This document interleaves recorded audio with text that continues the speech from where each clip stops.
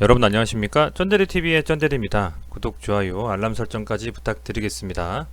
오늘은 양시장 모두 조금씩 빠졌습니다. 거래소는 0.02%, 코스닥 0.18% 하락했고요. 코스피 같은 경우에는 외인이 2127억 순매수해줬고 양 주체, 개인과 기관은 순매도를 했습니다. 그리고 코스닥 같은 경우에는 개인이 1347억 순매수, 외인과 기관이 599억, 429억 각각 순매도를 했습니다. 뭐 우선은 큰 금액으로 양 시장 모두 그 개인이나 외인이나 기관이나 어떤 이슈가 있는 움직임을 보여줬다라고 생각은 하지 않습니다. 다만 코스피에서 외인이 2100억 정도 그래도 순매수한 것이 좀 긍정적인 부분이라고 저는 개인적으로 생각을 좀 하고요. 이 아스트라제네카와 관련되어 있는 주식들, 그리고 노바백스하고 관련되어 있는 주식들 중에서 앞서서도 제가 관련주를 많이 말씀을 드렸습니다만 CMO 그리고 CDMO를 체결한 어떻게 보면 국내 유일한 회사이기 때문에 가장 큰 개연성, 관련성이 있다라고 좀 판단을 하고 있고, 그 이외의 회사들이 조금씩 지금 안 좋은 이슈들이 좀 나왔죠. 오늘은 존슨앤존스가 이제 임상 3상을 굉장히 긍정적으로 보고 지금 진행을 하고 있었거든요. 임상 3상이 어찌 보면 가장 빠르게 완성이 될 수도 있다라는 혹자의 예측도 있었던 것처럼, 이 존슨앤존스가 만약에 3상을 먼저 성공해서 백신에 대한 부작용 없이 시판했다면 아마도 아스트라제네카라든지 노바백스라든지 뭐 모더나라든지 기타 관련되어 있는 종목들은 퍼스트 무브로서의 움직임보다는 두 번째, 세 번째로 성공한 회사가 되기 때문에 아무래도 파급 효과는 시장에서 조금은 덜할 것이다라 좀 생각을 했습니다. 그런데 이 존슨앤존스에서 현재 임상 3상이 돌연 중단됐다라고 좀 기사가 떴습니다. 보니까 임상 중인 백신 접종자 한 명에게서 갑작스러운 좀 질병이 발병했다라고 해요. 그래서 이 정도로 지금 공시가 되고 내용이 나왔다는 것은 아마도 흡사 앞서서 아스트라제네카의 척수염 때문에 영국에서 한 분이 임상 실험에서 문제가 생겨서 중단했었죠. 그런 것과 같은 이치라고 좀 보시면 될 것 같습니다. 이렇게 봤을 때에 상대적으로는 수혜를 좀 받을 수 있는 부분들이 이 다른 관련되어 있는 회사들에서 있지 않을까라고 저는 개인적으로 좀 추측을 해보고요. 그렇다라고 하면 아스트라제네카도 있을 수가 있고요, 노바백스가 있을 수도 있고요, 뭐 모더나가 될 수도 있고요. 관련되어져 있는 다양한 그 백신을 만들고 있는 임상 3상 진행하고 있는 회사들에서 아마도 조금은 먼저 빨리 치고 나가서 승인이 날 수도 있지 않겠느냐, 이렇게 좀 생각을 개인적으로 지금 하고 있습니다. 그래서 우선은 뭐 백신 자체는 한번 임상을 성공해서 만들더라도 대량 생산하기는 좀 쉽지가 않다고 합니다. 그래서 미리 이 백신에 대한 부분들을 확보해 놓고 각 글로벌 기업들 그리고 각 나라들이 조금 먼저 선수금을 좀 정해놓고서 먼저 그 백신들을 받으려고 하는 노력들이 각 국가에서 벌어지고 있는데, 그럴 만큼 백신 확보가 굉장히 중요한 시점임에도 불구하고 이렇게 임상이 3상이 자꾸만 뭐라고 할까요, 걸림돌에 뭔가 그 부작용 때문에 멈추는 부분들이 어찌됐건 뭐 전 세계적으로는 안 좋은 이슈겠습니다만 주식시장 자체만 놓고 봤을 때에는 상대적으로 이 SK 바이오사이언스 관련되어 있는 SK 케미칼이라든지 또 디스커버리를 가지고 있는 분들한테는 조금은 호재일 수도 있겠습니다. 우선은 그 이슈가 오늘 떠서 아무래도 제 개인적인 생각으로는 반짝 오늘 그 SK 케미칼이 조금 움직인 부분이 있다고 좀 생각이 되고요. 아울러서 이제 아스트라제네카 코로나19 항체치료제 임상 3상을 돌입했다라고 합니다. 아스트라제네카와 관련되어 있는 주식들은 최근에 저는 그렇게 생각을 합니다. 뭐 직접적으로 물론 이슈가 있어가지고 여러 가지 관련해서 기존에 있었던 아스트라제네카 설립할 때 뭐 예를 들면 누군가가 이사 사회이사로 등록되어 있다든지 기타 여러 가지 관련되어져 있는 종목들은 제가 앞서서 그 아스트라제네카 관련주라는 영상으로 만들어서 이미 공유를 좀 드렸고요. 이제 거기에서는 항체 치료제 관련된 내용은 사실은 없습니다. 저는 개인적으로 백신에 대한 내용들만 말씀을 드렸었기 때문에 이 코로나19의 항체 치료제에 대해서는 언급드린 바 없는데, 영국에 제약회사인 아스트라제네카가 지금 치료제 3상에 돌입했다고 합니다. 이 치료제 3상을 만들었을 때 이 3상에 대한 부분을 뭐 소위 말하는 CMO나 뭐 CDMO로 생산하거나 위탁 생산하는 그런 회사가 SK 케미칼이나 SK 바이오사이언스는 아니죠. 아시겠지만 백신에 대한 부분만 계약했다라고 저는 알고 있습니다. 그래서 이 항체에 대한 부분들이 직접적으로 어떤 긍정적인 SK 바이오사이언스에 영향을 주느냐에 대해서는 퀘스천이지만, 그럼에도 불구하고 아스트라제네카와 관련주를 뽑는다면 아마 1순위가 SK케미칼 쪽이 아니겠느냐, 이렇게 좀 판단하고 있고요. SK케미칼의 지분을 33.6%인가요? 들고 있는 SK디스커버리는 당연히 그 수혜주 중에 하나로 볼 수가 있을 것이다, 이렇게 개인적으로 판단하고 있습니다.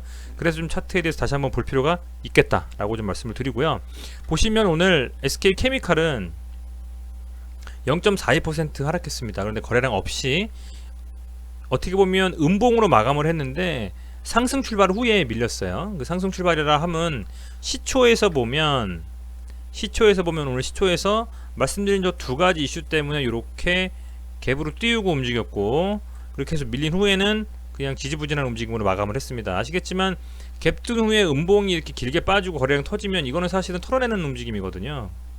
그래서 아마 따라잡은 분들 없으시길 바라겠고, 결론적으로는 어떤 이슈, 그러니까 이 직접적으로 노바백스라든지 아스트라제네카의 백신이 임상이 잘 완료가 돼서 직접적으로 좀 그 SK바이오사이언스 공장에서 위탁 생산을 좀 해줘야 그게 진짜 세게 갈 수 있는 하나의 모멘텀이 될 수 있다라고 저는 판단을 하고 있습니다. 요즘에 뭐 셀트리온도 그렇고요, 다양한 종목들이 진짜인 모멘텀으로, 특히 코로나19 치료제는 진짜인 모멘텀으로만 가려고 하는 움직임을 좀 보이고 있습니다. 물론 초반이었다면 이런 모멘텀으로 툭툭 치면서 그냥 막 그 갭으로 뜨고 양봉으로 마감하고 이럴 수가 있는데, 지금은 이미 시세를 많이 주고 그런 이슈들이 너무나 보편화되어 있기 때문에 그런 부분들이 있어서 애지가는 재료 아니면 상승 못하거든요. 그렇다고 좀 보시면 될 것 같고요. 어쨌든 지금 SK케미칼을 먼저 보자면 정비열 움직임으로 좀 가고 있고, 오늘 뭐 브린자 밴드의 상단까지는 아니지만 제 기준으로는 돌파해서 안착해줘야 되는 37만 1,000원 정도 라인을 가까스로 좀 못 미치고 어쨌든 마감을 했고, 상승 추세에 계속 있다고 좀 보시면 됩니다.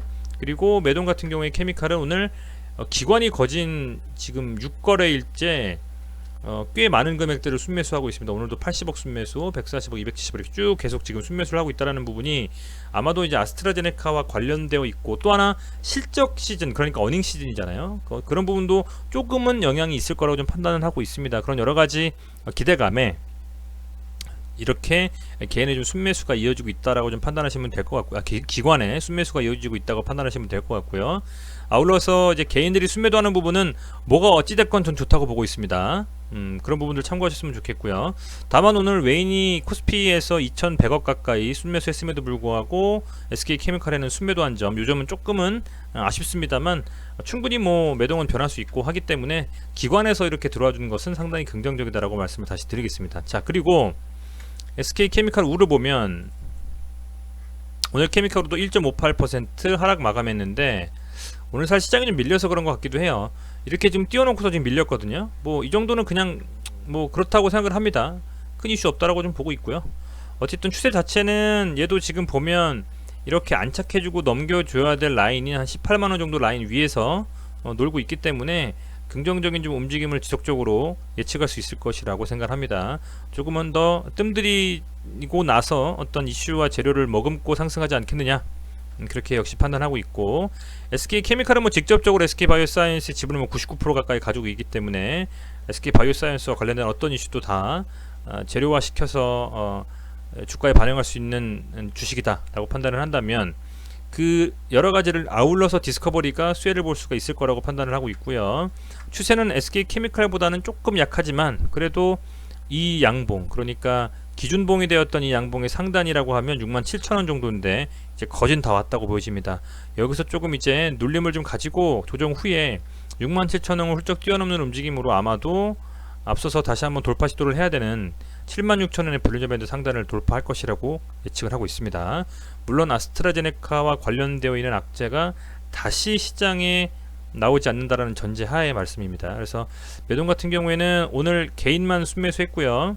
역시 뭐 SK케미칼보다는 좋지는 않습니다만 그래도 특별하게 많은 거래량이 터지면서 움직인 금액은 아니기 때문에 이슈가 없다라고 보고 있고, 이런 상황에서 어쨌든 요 지점에서 잘 지켜주면서 밀리지 않고 계속적으로 21평선 위에서 움직이면서 7만원 좀 돌파해서 안착해주는 움직임 1차적으로는 나오면 좋겠다라고 좀 판단하고 있고요. 다만 단일가에서 보면 오늘 SK 디스커버리 같은 경우는 단일가 2.86% 상승을 했습니다. 거래대금이 뭐 17억 정도니까 크진 않습니다만 어쨌든 2% 3% 가까이 되는 상승, 긍정적이라고 좀 보고 있고요. 케미컬도 돌아가서 다시 한번 보면 0.98%니까 상대적으로는 디스커버리가 조금 더 상승을 했죠.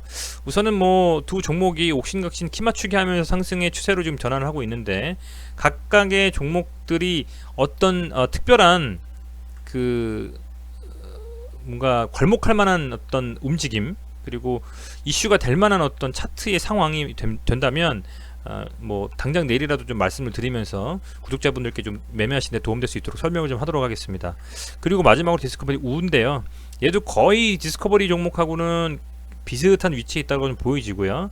이 친구 같은 경우는 66,000원 이상에서 좀 마감을 해줘야만 조금 더 상승할 수 있는 힘이 있네 하고서 수급과 어떤 그 투심이 좀 몰려주면서 상대적으로 좀 강하게 갈 수 있는 힘이 있다라고 좀 개인적으로 보고 있습니다. 어떤 지지와 저항 라인, 그리고 뭐 이평선 돌파 이런 거를 왜 말씀드리냐면, 그런 거를 돌파했을 때 예를 들면 호가창에서 그 매도 물량 많이 쌓아놓고 특히 많이 쌓여져 있는 그 호가창을 돌파했을 때, 돌파 매매를 주로 하시는 분들은 그때에 오히려 강하게 좀 상승하면서 슈팅이 나오거든요. 그러면서 뭐 VI가 걸린다 하잖아요. 그런 것처럼 차트상에서도 분봉이 됐건 아니면 일봉이 됐건 어떤 지지, 그동안에 저항이 되어져 있던 그 라인을 일봉상으로 돌파를 하면 호가창과 마찬가지로 강하게 좀 돌파하면서 수급이 몰리면서 추가 상승에 대한 기대감에 강하게 좀 상승이 계속되는 경우가 많이 있거든요.